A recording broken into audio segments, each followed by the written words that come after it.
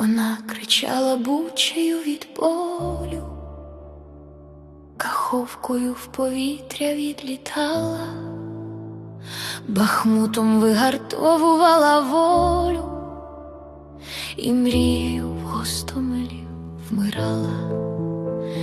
Жінок з дітьми сховала на чужині, синів своїх найкращих віддавала, щитом закрила київські святині, Херсоном у безодню поринала. Писала під театром